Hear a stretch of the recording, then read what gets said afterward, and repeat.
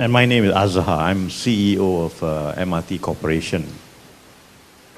And also we have a lot of colleagues around who've been helping set this up so that we can have a fruitful and objective discussion about what's going on as far as the MRT project is concerned and as far as the Jalan Sultan issues are concerned. I think it's currently it's an ongoing subject that slowly is coming to a tail end.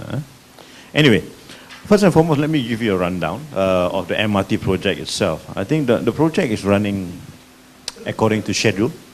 As you read, maybe I read today or yesterday, we are progressively awarding a lot of key packages to actually get the Sungai Buloh and Kajang line up. You know, we've recently also awarded the underground package, and that work, the physical work as far as the underground package is concerned, is due to start probably early next year, because currently we are ordering the tunnel boring machines, and it should be due in towards the end of this year. So work should actually start on the tunnel early next year. Okay. Now, as far as Jalan Sultan is concerned, there's been many events, I would call it, that's happened over the last couple of weeks. But let me make something very, very clear to all of you, and I hope you know I'm coming over as clearly as possible. It is MRT Corporation's sincere objective to basically ensure that everybody understands what is actually going on as far as Jalan Sultan is concerned. Now, you know, last Sunday they had demonstrations and all that. It was organized by a few people, and they say they had a very good turnout. But I think what is important is people must be aware of what's actually happening. And I understand some of you are also from the digital media, so sometimes, you know, messages don't get across. But what we believe in doing is this. We work with the government, even with the Prime Minister himself. And you know the Prime Minister has said very, very openly, very, very clearly that he does not want to see any acquisition or demolition of private property in Jalan Sultan. Okay? He's already said that very, very clearly. And as far as MRT Corporation is concerned, we have no problems with that. But the issue here is very simple. Kuala Lumpur needs MRT very, very badly.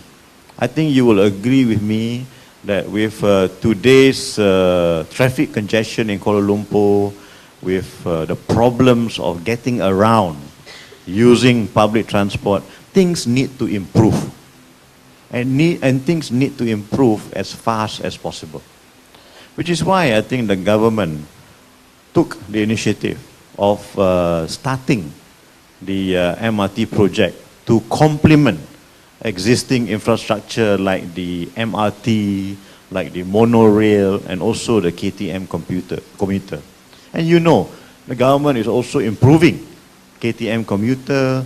They're also improving the LRT, even extending it, you know, to a very significant extent. Okay, so now the idea here is to give Kuala Lumpur the opportunity to be an extremely livable city. When I say livable, people must be happy to live in Kuala Lumpur.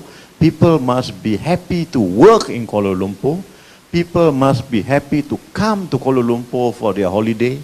And people must be happy to make sure that this place is good for their family, children, and also, you know, for other stakeholders like businesses. We want businesses, whether local or foreign, to come to Kuala Lumpur because it's going to be good for our economy. Now, that's why I think we are doing this in a way to ensure that Kuala Lumpur doesn't lose out in the future. So in 5, 6, 7 years' time, people will come to Kuala Lumpur. Foreign businesses will relocate to Kuala Lumpur. And that's what we want. Because by doing that, economically will be stronger, and from a global perspective, Kuala Lumpur will stand out. Now, coming back to Jalan Sultan, what we're trying to do here is to try to take the most least painful way of resolving these Jalan Sultan issues. And to be fair, to be honest with you, to my mind, is an issue that can't be resolved if everybody, decides to see it the way it is. Now, we have had many engagements with the stakeholders in Jalan Sultan. And as far as we are concerned, what involves the MRT project is basically 21 property lots. And what we are doing is, we've had a number of engagements with them. I think with Jalan Sultan not less than 10 times, okay, where we try to explain over and over again. Forget what was said in the past. Since MRT Corporation came along, we say we want to do mutual agreement. By doing mutual agreement, we want to make sure that we move away from compulsory acquisition. By the owners of these 21 lots signing the mutual agreement with us, then after the signing of this agreement, we can apply to the government to withdraw this process of or remove this process of compulsory acquisition, which was started even before MRT Corporation came along. What we're trying to do is we want to try to agree with these lot owners that work with us, and let's get out of this issue of compulsory acquisition. And in line with what our Prime Minister has said, he doesn't want to see private property being acquired if possible. Okay? And that's what we're trying to do.